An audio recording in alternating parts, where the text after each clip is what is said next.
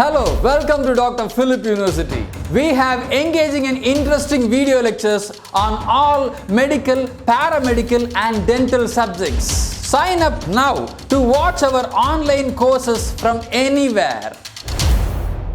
Welcome my dear people, once again in pediatric dentistry. One of the famous questions asked is theories of caries formation. There are many theories. Among them, the chemicoparasitic theory is said to be the most important thing to be learned.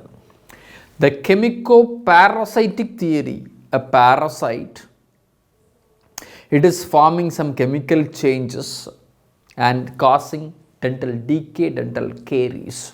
Okay, so the chemicoparasitic theory of dental caries, it was given by the researcher called as Miller in the year 1889. So we are going to see the chemicoparasitic theory. So please understand, this is the very tooth. The tooth just like that, the very tooth what you just see here, the very tooth that you see here.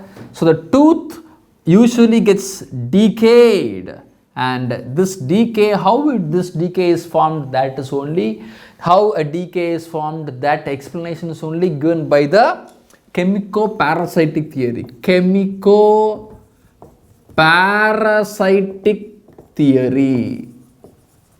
First was it was given by Miller, very old, 1889. My God, 120 years crossed.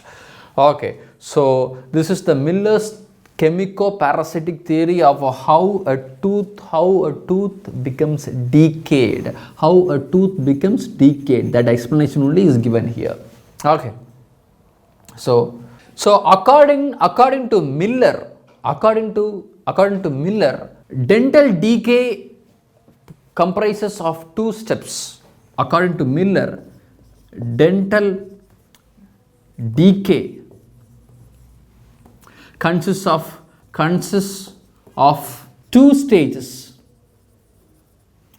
Dental decay is of two stages. How means very simple. Please understand my dear people. There is a very big building standing, and by just splashing water can you break that building? No, it is not possible. So if a very big building is there, how can you just push the building down? Because the building is very strong. So in order to push the building down, first of all you have to put some water and soften the very building. You have to put some chemical substance and soften the very building. After the strong building gets very soft, one push you can push off the whole building. Understand? So strong building cannot be pushed.